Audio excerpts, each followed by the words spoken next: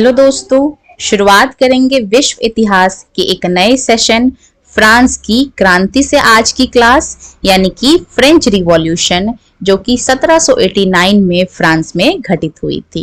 दोस्तों, आप किसी भी एग्जाम की तैयारी कर रहे हैं, चाहे आप बीपीएससी टीआरई 3 देने वाले हैं, चाहे आप DSSS एग्जाम की तैयारी कर रहे हैं, जहां भी फ्रांस की क्रांति आती है, हर एक एग्जाम में फ्रांस की क्रांति से 3 से 4 क्वेश्चन हमें देखने को जरूर मिलते हैं। ये इसका पार्ट 2 है। पार्ट 1 हमने ऑलरेडी डिस्कस कर लिया है, जिसमें हमने 25 टॉप मोस्ट इंपॉर्टेंट क्वेश्चंस को डील किया था। तो आइए बिना डिले किए शुरू करते हैं आज की क्लास पार्ट 2। क्वेश्चन नंबर 26 कह रहा है, Who said I am the state? यानी कि ये कौन कहता है कि मैं ही राज्य हूं। तो बात करेंगे ऑप्शंस की। तो ऑप्शन ए है लुई 13, ऑप्शन बी है लुई 14, ऑप्शन सी है लुई 15 और ऑप्शन डी है लुई 16। तो मैं ही राज्य हूं ऐसा किसने कहा था? तो ऐसा प्यारे बच्चों लुई 14 ने कहा था कि मैं ही राज्य हूं। देखिए, ये लुई 14 हमारा बैठा है और ऑर्डर दे रहा है, कह रहा है मैं ही राज्य हूं। बढ़ेंगे अगले क्वेश्चन की तरफ और अब हम बात करेंगे वोल्टेयर की। तो यहाँ पे पूछा गया है वोल्टेयर की किताब कौन सी है, वोल्टेयर की किताब का नाम पूछा गया है। तो फर्स्ट पार्ट में भी हमने बहुत सारे लेखकों को डिस्कस किया था, मॉन्टेस्क्यू और बहुत सारे रूसो। आज की क्लास में हम वोल्टेयर की किताब का नाम जानेंगे। तो ऑप्शंस पे नजर डालेंगे तो ऑप्शन ए कहता है टू ट्रीटाइज ऑफ गवर्नमेंट। तो ये तो नहीं है, ये तो जॉन लॉक की किताब थी जैसा कि मैंने आपको बताया था। ये डिवाइन कॉमेडी, ये तो दांते की किताब है, डी से डिवाइन और डी से दांते। ट्रीटाइज ऑन टॉलरेंस, ये किसकी किताब है? ये वोल्टेयर की किताब है, ट्रीटाइज ऑन टॉलरेंस। तो ऑप्शन नंबर सी हमारा ट्रू आंसर है। बढ़ेंगे अपने अगले क्वेश्चन की तरफ। नेक्स्ट क्वेश्चन हमारा क्या कहता है?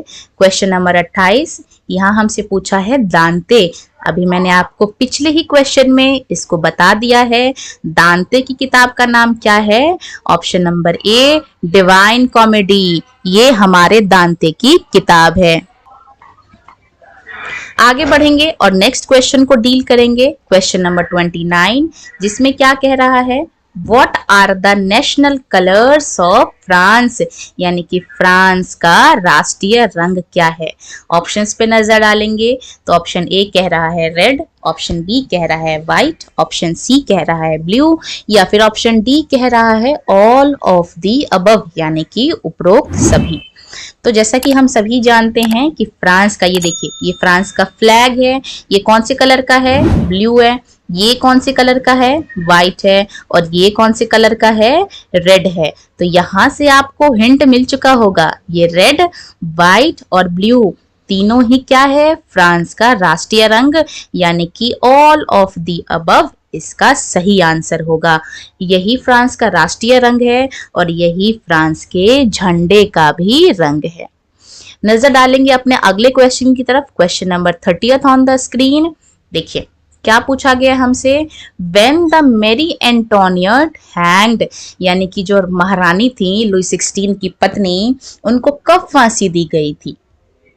ठीक, डेट पे नजर डाले और ऑप्शंस पे। तो ऑप्शन ए कहता है 16 अक्टूबर 1793 को, ऑप्शन बी कहता है 18 सितंबर 1890 को, ऑप्शन सी कहता है 14 जुलाई 1789 को और ऑप्शन डी कहता है 20 अगस्त 1780 को।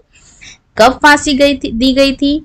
तो इसकी बात करें तो महारानी को फांसी कब दी गई थी? 16 अक्टूबर 1793 को महारानी क्वीन, ये जो मैरी एंटोनियट है, इसको फांसी दी गई थी। ये देखिए इस पिक्चर्स में आप साफ साफ देख सकते हैं, ये महारानी एंटोनियट है और ये इसको पकड़ के ले जा रहे हैं। ये गिलोटीन मशीन है, इस पे इसको चढ़ा के इसको फांसी देंगे।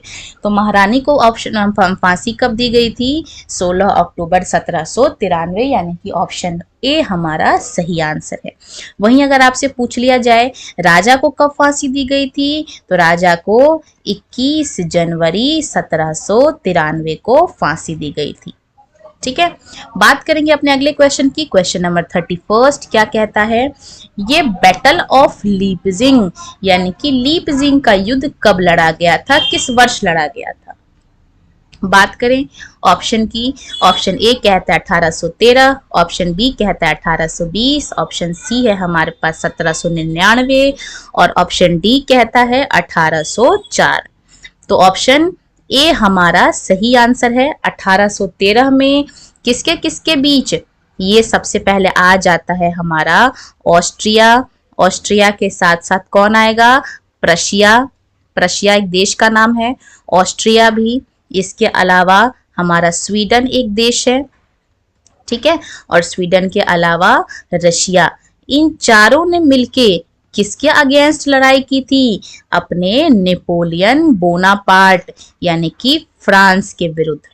और ये कब हुआ था लड़ाई, तो ये लड़ाई हुई थी 1813 में। तो लीपजिंग का लड़ाई बहुत इंपॉर्टेंट है, एग्जाम में पूछे जाने वाले one of the most expected questions है, इसको जरूर से याद रखिएगा।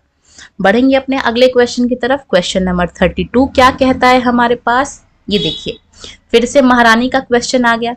क्या कह रहा है, किस साल मैरी एंटोनियट को डायमंड नेकलेस स्कैंडल यानी कि हीरे के हार के घोटाले के मामले में पकड़ा गया था। अब देखिए हैं तो ये महारानी और काम कर रही हैं हीरे का घोटाला, ये वही बात हो गई ना, नाम बड़े और दर्शन छोटे। तो ऑप्शन पे नजर डालेंगे।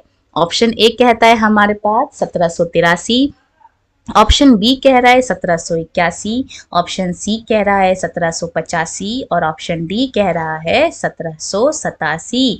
तो कौन से वर्ष रानी फंसी थी हीरे के घोटाले में, ऑप्शन नंबर सी हमारा सही आंसर है 1785। इसी साल क्या हुआ था, वाइन यानी कि शराब का जो प्रोडक्शन था वो एकदम अपने चरम सीमा पे था।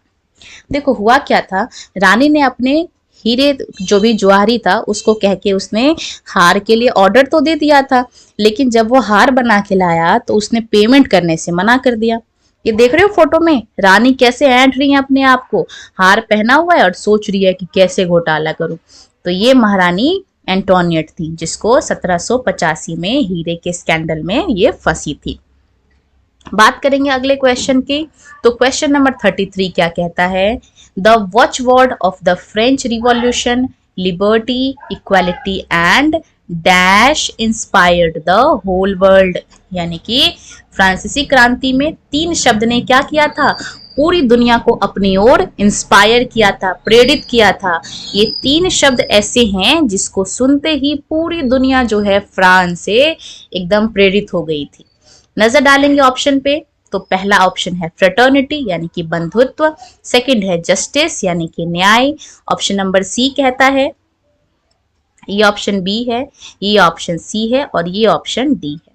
ऑप्शन नंबर सी कहता है सिंप्लिसिटी और ऑप्शन नंबर डी हमारा कह रहा है फ्रीडम।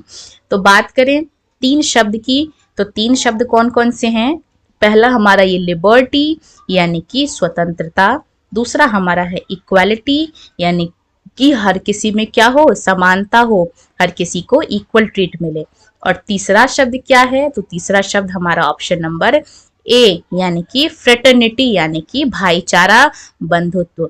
तो फ्रांस की क्रांति किस किस के बारे में बात कर रही थी, सबसे पहले स्वतंत्र होना चाह रही थी, दूसरा समानता की बात कर रही थी और तीसरा बंधुत्व यानी कि फ्रेटर्निटी भाईचारे की बात कर रही थी। और इसी 3 मंत्र मुग्ध शब्द से पूरी दुनिया प्रभावित थी। बात करेंगे अपने अगले क्वेश्चन की। Question number 34 on the screen. देखो स्टेटमेंट है एक और पूछा गया ये किसने कहा है, कह रहा है statement, if there is no bread why don't people eat cake. यदि रोटी नहीं मिली तो लोग केक क्यों नहीं खाते। भाई ये क्या बात हुई, लोगों पे खाने को रोटी नहीं है और तुम कह रहे हो केक क्यों नहीं खाते। ये कथन फ्रांस की क्रांति में किसका है। ऑप्शंस पे नजर डालेंगे। तो रूसो, भाई रूसो तो हो नहीं सकता, ये तो समाज सुधारक था, ये तो ऐसी बेहुदगी बातें कर ही नहीं सकता। बात करें रोबेस्पियर की, तो अभी देखते हैं इसको। ऑप्शन नंबर सी कहता है लुई 16 और ऑप्शन नंबर कहता है डी क्वीन मैरी एंटोनियट। तो भैया रानी की तो इमेज जो थी वो पूरी तरीके से धूमिल हो चुकी थी, तो इस तरह की बकवास बातें तो रानी ही कह सकती हैं, यानी कि ऑप्शन नंबर डी हमारा सही आंसर है। क्वीन मैरी एंटोनियट यानी कि रानी मैरी एंटोनियट ने क्या कहा कि भैया रोटी नहीं मिल रही है तो तुम केक क्यों नहीं खाते। देखो कैसे कैसे स्टेटमेंट दे रही थी। देखो हुआ क्या था, 1785 आते आते फ्रांस में क्या हो गया, तब बहुत ज्यादा बेरोजगारी बढ़ गई थी, खाने पीने की कमी हो गई थी, लोगों के पास क्या था, खाने पीने को अनाज नहीं था। लोग गए रानी के पास, बोला रानी रानी हमें तो खाने को रोटी नहीं मिल रही है। तो महारानी कह रही है अरे रोटी नहीं मिल रही, तुम केक क्यों नहीं खाते, बताओ। अब चलेंगे अपने अगले क्वेश्चन की तरफ। क्वेश्चन नंबर 35 क्या कहता है। देखो ये भी एक स्टेटमेंट है, स्टेटमेंट बेस्ड क्वेश्चन आजकल बहुत ज्यादा पूछे जाने के चांसेस रहते हैं। तो क्वेश्चन 35 क्या कह रहा है, there will be annihilation after my death. ये किस शासक ने कहा था, मेरे मरने के बाद प्रलय आएगी। क्या प्रलय आएगी, उसको पता था कि इसके जाने के बाद इसका जो अगला वंश का जो राजा बनेगा वो नहीं संभाल पाएगा गद्दी को, तब हमारी जो प्रजा है वो क्या करेगी, वो परिवर्तन करेगी। तो ये कौन है, देखो अगर आपको इसका आंसर नहीं भी पता है तो आप इसको तुक्का लगा सकते हो। लुई 14 है ऑप्शन में, लुई 15 है option number B, Louis 16 option number C और लुई 18 ऑप्शन नंबर डी। देखो ये लुई 14 तो कहता है आई एम द स्टेट, तो ये तो नहीं हो सकता। लुई 15, लुई 16 या फिर लुई 18, तो 18 तक तो अभी हम पहुंचे ही नहीं है। लुई 16 के टाइम पे क्या हो रहा है, इसी के टाइम पे क्रांति हो रही है ना। कब से कब तक था ये, 1774 से लेके 1792 तक कह सकते हैं, क्योंकि 1793 में इसको क्या हो जाती है, फांसी हो जाती है। तो 1774 में ये जो है क्या करता है, ये राजा की गद्दी पर बैठता है। तो इससे ठीक पहले कौन रहा होगा, लुई 15 रहा होगा, तो यही कह सकता है, यानी कि ऑप्शन नंबर बी हमारा सही आंसर है। लुई 15 कहता है मेरे मरने के बाद प्रलय आएगी, और प्रलय आ भी गई है ना, उसके अगले वंश को फांसी दी गई लुई 16 को। बढ़ेंगे अपने अगले क्वेश्चन की तरफ और डील करेंगे क्वेश्चन नंबर हम 36। क्या कहता है, When was slavery finally abolished in France, यानी कि फ्रांस में दासता को कब खत्म किया गया।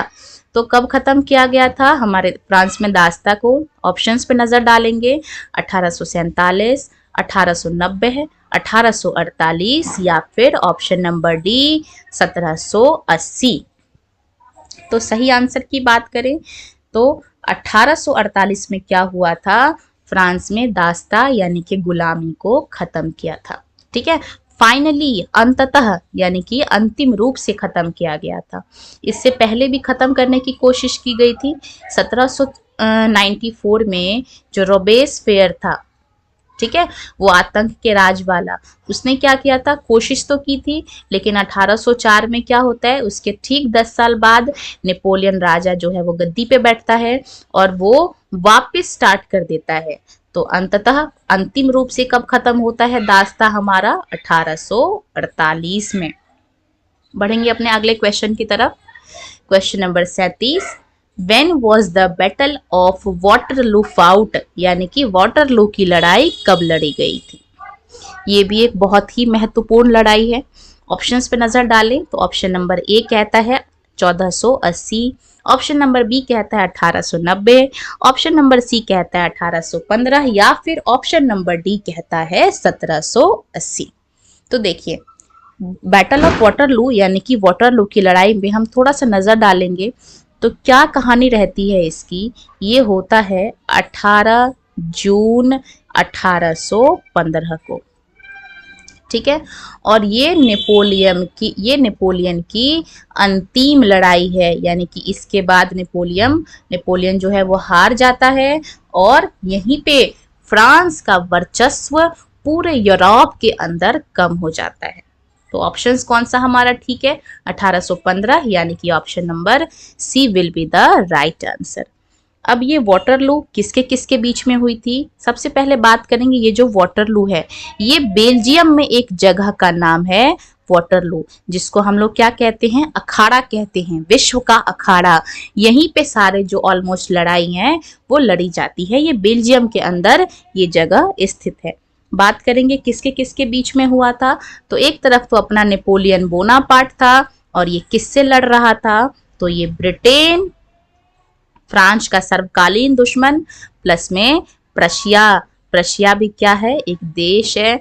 इन दोनों के बीच में हुआ था और जिसमें नेपोलियन बेचारा हार गया था और ये ब्रिटेन और प्रशिया की संयुक्त सेना ने जीत हासिल की थी। ठीक है, तो इस तरीके से क्वेश्चन नंबर 37 हमारा कंप्लीट होता है। अगर आपको वीडियो पसंद आ रही है तो वीडियो को लाइक करें और चैनल को सब्सक्राइब करें, इस तरीके से आगे के क्वेश्चंस को जानने के लिए। बात करेंगे क्वेश्चन नंबर 38 की। तो 38 क्वेश्चन हमारा क्या कहता है, ये ओथ ऑफ टेनिस कोर्ट ये किससे संबंधित है?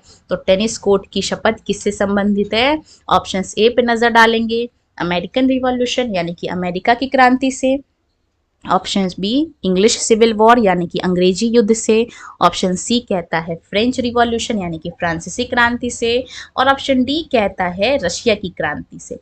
तो ऑब्वियस सी बात है, टॉपिक हम पढ़ रहे हैं फ्रेंच रिवॉल्यूशन, तो आंख बंद करके हर बच्चा ऑप्शन सी टिक लगाएगा, यानी कि French revolution is the right answer.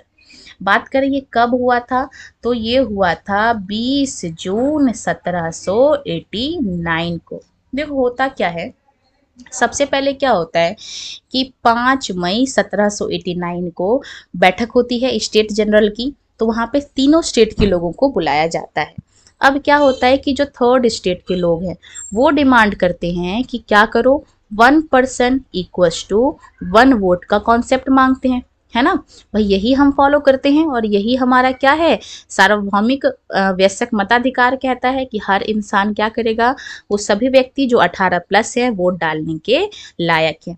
लेकिन यहाँ फ्रांस में एक अलग ही सिस्टम चल रहा था। फ्रांस वाले क्या कहते कि एक स्टेट इक्वल्स टू 1 वोट। अब भाई ये तो दिक्कत वाली बात थी, क्योंकि फ्रांस का जो पहला और दूसरा स्टेट था वो तो भाई भाई थे, है ना, मतलब एक जैसे ही थे, एक ही ताली के चट्टे बट्टे थे। थर्ड स्टेट ने क्या कर दिया, वहां से मीटिंग से उठ के भाग आए। अब यहाँ पे पूछा जाए कि oath of tennis court, tennis court जहाँ पे ओथ यानी कि शपथ लिया जा रहा था, इस टेनिस कोर्ट का अध्यक्ष कौन था? तो इस टेनिस कोर्ट का अध्यक्ष बेयली था। और सपोर्ट कौन कौन कर रहा था? तो ये आबेसिए जो कि खुद में एक पादरी था, इसके अलावा कौन था? मिराबियो जो कि कुलीन था। ये दोनों क्या कर रहे थे? थर्ड स्टेट के लोगों को सपोर्ट कर रहे थे। और ये बेयली क्या था? ये अपना अध्यक्ष था। ठीक है, इसी के साथ क्वेश्चन नंबर 38 हमारा कंप्लीट होता है। अगले क्वेश्चन पे चलेंगे, क्वेश्चन नंबर 39 को डील करेंगे। तो क्या कह रहा है क्वेश्चन हमसे, Who among the following wrote the Declaration of the Rights of Women in 1791 in France? यानी कि फ्रांस में 1791 में महिलाओं के अधिकारों की घोषणा पत्र किसने लिखी?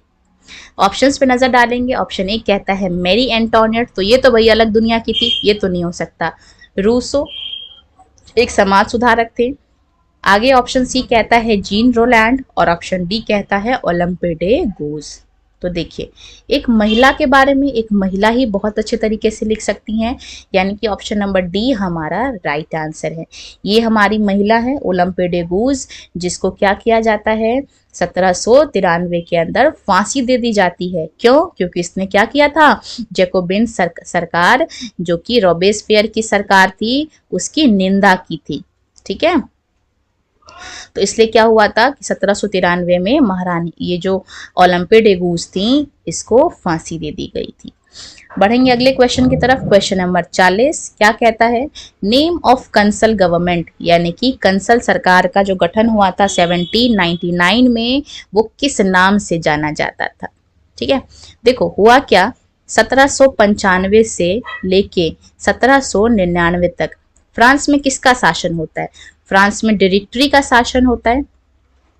ठीक है, लेकिन ये सही से चल नहीं पाता। फिर आबेसिए क्या कहता है, आबेसिए जो कि एक पादरी है, ये एडवाइस करता है कि यार अब डायरेक्टरी को तो खत्म करो, अब नहीं चल रहा है इससे, अब क्या करो, कंसल सरकार का गठन करो। अब ये कंसल सरकार कब से कब तक चलती है, 1799 से लेके 1804, जिसमें 3 कंसल अपॉइंट होते हैं और जो फर्स्ट कंसल होता है वो नेपोलियन बोनापार्ट होता है। 1804 आते आते ये अपने आप को क्या करता है, लाइफ टाइम के लिए कंसल घोषित कर लेता है और ये इकलौता काउंसिल बच जाता है। ठीक है, तो बात करें ऑप्शंस की, तो ऑप्शन नंबर ए कहता है 14th ब्रूमेर, यानी कि 14th ब्रूमेर हिंदी में भी सेम है। 15th ब्रूमेर, 17th ब्रूमेर और 18th ब्रूमेर। तो ये जो कंसल सरकार का गठन हुआ था ये किस नाम से जाना जा रहा था? ऑप्शन नंबर डी यानी कि 18th ब्रूमेर के नाम से। बढ़ेंगे अपने अगले क्वेश्चन की तरफ। क्वेश्चन नंबर 41 हमारा क्या कहता है? Who among the following was inspired by French Revolution? यानी कि फ्रांस की क्रांति से कौन कौन प्रेरित हुआ था? नजर डाले ऑप्शन पे, तो ऑप्शन ए कहता है टीपू सुल्तान, ऑप्शन बी कहते हैं राजा राम मोहन रॉय, ऑप्शन सी कहते हैं डेरेजियो और ऑप्शन डी है हमारे पास ऑल ऑफ दी अबव। बात करें टीपू सुल्तान की तो ये बिल्कुल ऑब्वियस सी बात है, प्रभावित थे ये, ठीक है, फ्रांस की क्रांति से। ऑप्शन बी है राजा राम मोहन राय, ये भी प्रभावित थे, इनको फ्रांस की जो आइडियोलॉजी थी वो बहुत ज्यादा पसंद आ रहा था। ऑप्शन सी डेरेजियो है, ये हमारे देश के नहीं थे लेकिन ये भी प्रभावित थे फ्रांस की क्रांति से। और ऑप्शन डी कहता है उपयुक्त में से सभी। ऑप्शन कौन सा है हमारे पास? ऑप्शन नंबर डी यानी कि उपयुक्त सभी, यानी कि टीपू सुल्तान, राजा राम मोहन रॉय और डेरेजियो तीनों प्रभावित थे फ्रांस की क्रांति से। बढ़ेंगे अपने अगले क्वेश्चन की तरफ। क्वेश्चन नंबर 42 क्या कहता है? When did the attack was took place on Tuileries Palace? यानी कि ये जो टुरिलिये पैलेस था, राजा का महल था, इस पे हमला कब हुआ था? ऑप्शंस पे नजर डालें तो 10 अगस्त 1792, 18 सितंबर 1890, ऑप्शन नंबर सी कहता है 18 सितंबर 1893 और ऑप्शन डी पे नजर डालें तो 20 अगस्त 1780। तो टुरिलिये महल पे अटैक कब हुआ था? ऑप्शन नंबर ए हमारा राइट आंसर है। इसमें क्या हुआ था? सुबह सुबह की बात थी, राजा अपने महल में आराम कर रहे थे, तभी क्या किया था, जैकोबिन्स वालों ने उन पे हमला कर दिया था, राजा के महल पे अटैक हुआ था। राजा के जितने सैनिक थे उन सभी को क्या कर दिया गया था? मार दिया गया था और स्वयं राजा को बंदी बना के ले आया गया था। यानी कि इसमें राजा को क्या कर लिया गया था? राजा को बंदी बना लिया गया था और इनके जितने सैनिक थे सबको मार दिया गया था। यानी कि ऑप्शन नंबर ए हमारा राइट आंसर है। अगले क्वेश्चन पे जाएं। क्वेश्चन नंबर 43 क्या कहता है? बिफोर फ्रेंच रिवॉल्यूशन, यानी कि फ्रांस की क्रांति से पहले फ्रांस की जो सरकार थी वो किस नाम से जानी जाती थी? ऑप्शंस पे नजर डालें। ऑप्शन नंबर ए कहता है आंशिया रिजीम यानी प्राचीन शासन, ऑप्शन नंबर बी कहता है सुपर रिजीम यानी सुपर शासन, ऑप्शन नंबर सी कहता है हमारे पास आउटडेटेड रिजीम यानी पुरानी शासन और ऑप्शन नंबर डी कहता है हमारे पास लुई रिजीम यानी लुई शासन। ठीक है, बात करें सही आंसर की तो ऑप्शन नंबर ए आंशिया रिजीम यानी कि प्राचीन राजतंत्र हमारा सही उत्तर है इस प्रश्न का। बढ़ेंगे अगले क्वेश्चन की तरफ, डील करेंगे क्वेश्चन नंबर 44 को। तो क्या कहा गया है? When was the meeting of State General held on? यानी कि स्टेट जनरल की बैठक जिसमें क्या हुआ था? टैक्स को डिसाइड किया गया था कि जो थर्ड स्टेट यानी कि जो तृतीय स्टेट के लोग हैं उसको कितना कर देना है, ये डिसाइड करने के लिए स्टेट जनरल की मीटिंग बुलाई गई थी। तो इसी देखो इस पिक्चर में आप समझ सकते हैं, ये बैठक रूम है जिसमें कुछ लोग आपको बैठे हुए दिखाई देंगे और कुछ लोग आपको खड़े हुए दिखाई देंगे। बैठे हुए लोग तो कुछ ही लोग हैं जिनकी संख्या जो है वो बिल्कुल ना के समान है, जबकि खड़े हुए लोग, ये चारों तरफ से जो खड़े हुए लोग हैं ये तृतीय स्टेट से बिलोंग करते हैं और इन विचारों को खड़ा किया गया था।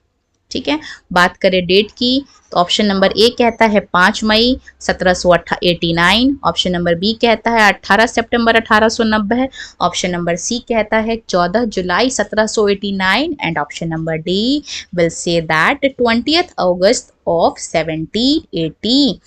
तो सही आंसर क्या होगा हमारे पास? 5 मई 1789 को। देखो हुआ क्या था कि एक तो फ्रांस में बेरोजगारी क्या थी, अपने चरम सीमा पे थी, ऊपर से क्या हो रहा था, अमेरिका में क्रांति हो रही थी और फ्रांस क्या कर रहा था? सपोर्ट कर रहा था। किसको सपोर्ट कर रहा था? यूएस को सपोर्ट कर रहा था। किसके अगेंस्ट? ब्रिटिश के अगेंस्ट। फ्रांस किसको सपोर्ट कर रहा था? यूएस को। तो एक तो खुद की हालत खस्ता है, ऊपर से तुम किसी और देश को सपोर्ट कर रहे हो, तो क्या होगा? पैसे की बहुत ज़्यादा कमी हो गई थी, रिसोर्सेज की कमी हो गई थी, इकोनॉमिक सिचुएशन बहुत ज़्यादा खराब था। उसके बाद भी ये क्या कर रहे थे? यूएसए को सपोर्ट कर रहे थे ब्रिटेन के अगेंस्ट। तो इस पे क्या हुआ था? फ्रांस पे कर्जा चढ़ गया था। अब इसी कर्जे की भरपाई को ऊपर से राजा का जो खर्चा है और महारानी इनके खर्चे रुकने के नाम नहीं ले रहे थे। तो स्टेट जनरल की बैठक बुलाई गई कि लाओ भैया कर लाओ, थर्ड स्टेट वाले लोगों को पकड़ो और उनसे कर लाओ। ठीक है, तो इस वजह से स्टेट जनरल की मीटिंग बुलाई गई थी, जो कि कब आयोजित किया गया? 5 मई 1789 को। इसमें क्या डिसाइड किया गया? इसमें डिसाइड किया गया कि एक स्टेट बराबर क्या होगा? एक वोट होगा। ठीक है, तो इससे जो है वो थर्ड स्टेट के लोग ना खुश हुए, वो भाग आए और फिर वो उन्होंने जाके शपथ लिया और संविधान का ड्राफ्ट तैयार किया। तो इस तरीके से कहानी आगे बढ़ती है। तो हमारा ऑप्शन क्या है? ऑप्शन नंबर ए, 5 मई 1789 को स्टेट जनरल यानी कि स्टेट जनरल की बैठक आयोजित किया गया था। ठीक है, बढ़ेंगे आगे अपने अगले क्वेश्चन की तरफ। Question number 45 on the screen. देखो, इसी का नेक्स्ट पार्ट है कि टेनिस कोर्ट की शपथ कब ली गई थी?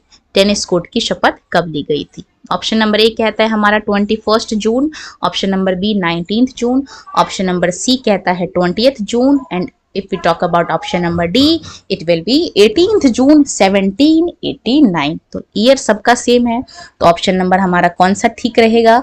ऑप्शन नंबर सी, 20 जून 1789 को टेनिस कोर्ट की शपथ ली गई थी।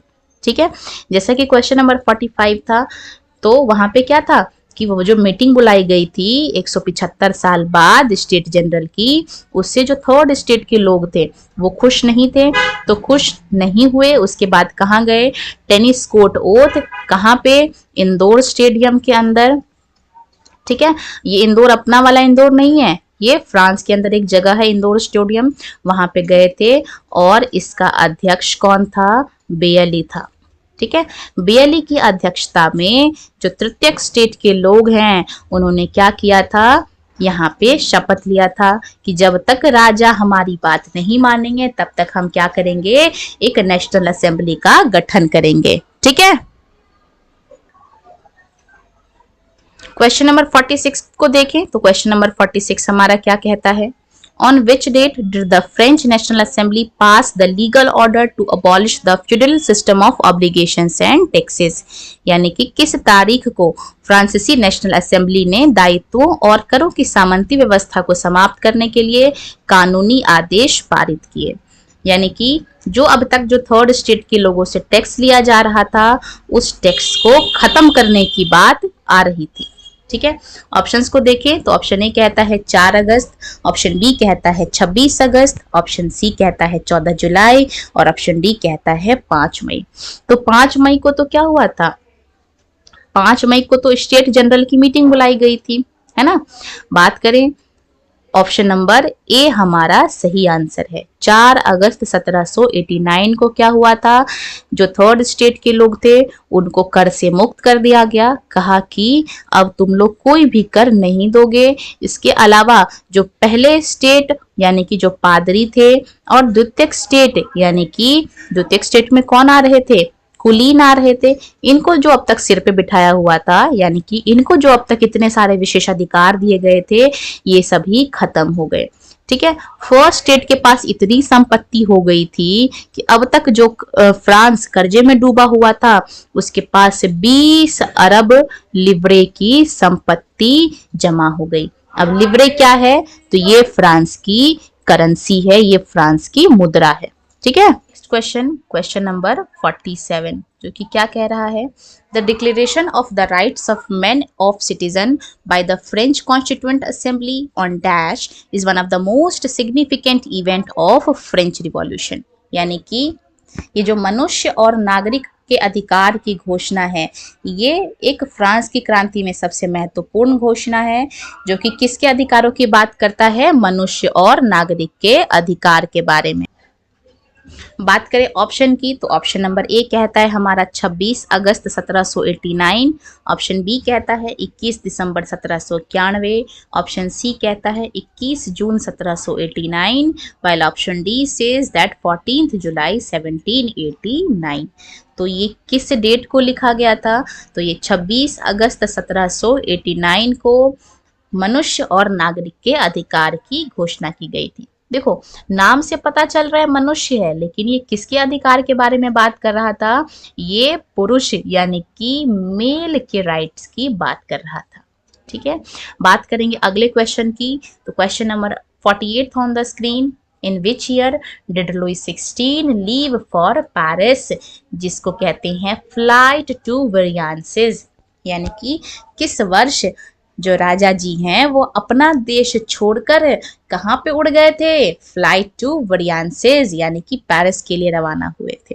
ठीक है, देखो हुआ क्या था कि यहाँ पे राजा की आज्ञा की अवहेलना हो रही थी। राजा ने सोचा क्या पता लड़ाई वड़ाई ना छिड़ जाए, तो अपना देश छोड़ के, ये देखो जैसा कि आप इस पिक्चर में देख सकते हैं, अब फ्लाइट तो था नहीं उस जमाना में, तो राजा ने क्या किया, अपने इस घुड़सवारी पे चढ़ के भाग रहे थे कहाँ? पेरिस। और इस घटना को हम लोग क्या कहते हैं? इस घटना को हम लोग वेरियांसेस के लिए उड़ान या कि फ्लाइट टू वेरियांसेस के नाम से जानते हैं।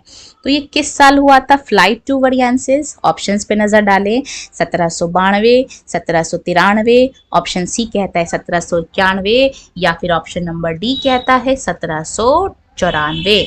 तो ऑप्शन नंबर सी हमारा करेक्ट आंसर है। 1791 में राजा ने क्या किया था? अपना देश फ्रांस छोड़कर पेरिस के लिए रवाना हुए थे। बात करें अगले क्वेश्चन की। Question number 49 on the screen. देखिए बहुत इंटरेस्टिंग क्वेश्चन है और आगे आने वाले एग्जाम्स में इसको पूछने की संभावना बहुत ज्यादा है। क्वेश्चन नंबर 49 क्या कहता है? ये जो फ्रांस का एफिल टावर है, सभी जानते हैं ये एक बहुत ऊंचा टावर है और बहुत फेमस है। ठीक है, तो फ्रांसीसी क्रांति के 100 साल की एनिवर्सरी को सेलिब्रेट करने के लिए इसका निर्माण हुआ था। तो यही पूछा गया है किस वर्ष बनाया गया है इसको। ऑप्शंस पे नजर डालें। 1889, ऑप्शन नंबर बी कह रहा है 1900, ऑप्शन नंबर सी कह रहा है 1886 और ऑप्शन नंबर डी कह रहा है हमारा 1913। तो देखिए थोड़ा सा लॉजिकली सोचें तो क्या हुआ था? 1789 में क्या हुआ था? हमारे फ्रांस की क्रांति हुई थी। ठीक है, तो उसके 100 साल की एनिवर्सरी मनाई जा रही है। तो कौन सा ऑप्शन देख रहा है आपको 100 साल बाद? यानी कि 1889 को हमारा सही आंसर है। और इसी दिन क्या हुआ था? एफिल टावर बनके कंप्लीट हुआ था। ठीक है, बात करें आज के आखिरी क्वेश्चन की। क्वेश्चन नंबर 50 हमारे स्क्रीन पे आ चुका है और इस क्वेश्चन को कंप्लीट करके आज की क्लास को हम लोग खत्म करेंगे। तो क्वेश्चन नंबर 50 क्या कहता है? ला पैट्रिए यानी कि ला पैट्री, ये किस कॉन्टेक्स्ट में कहा गया है? ये एक फ्रांस की भाषा का वर्ड है। तो हमसे ये पूछा गया है कि ये किस चीज को रेफर करता है, क्या मतलब है इस ला पैट्रिए का। ऑप्शंस पे नजर डालें। तो ऑप्शन ए कहता है द रूल ऑफ सिटीजन यानी कि नागरिकों का शासन, ऑप्शन नंबर बी कहता है फादरलैंड यानी कि पृथ्वी, ऑप्शन नंबर सी कहता है पूर्ण राजशाही का शासन यानी कि the rule of absolute monarchy, and option number D says that the citizen यानी कि नागरिकों का शासन। ठीक है, तो कौन सा ऑप्शन ठीक है हमारे पास? ऑप्शन नंबर डी यानी कि पृथ्वी यानी कि पितृसत्ता का शासन, फादरलैंड का शासन को हम लोग क्या कहते हैं? ला पैट्रिए। पैट्रिए यानी कि पिता, तो किसका शासन है ये? पितृभूमि का शासन है, फादरलैंड का शासन है। इसी के साथ आज के टॉप 50 क्वेश्चन खत्म होते हैं। वीडियो पसंद आई हो तो वीडियो को लाइक करिएगा और अगर आपको मेरा कंटेंट पसंद आ रहा है तो चैनल को जरूर सब्सक्राइब करिएगा।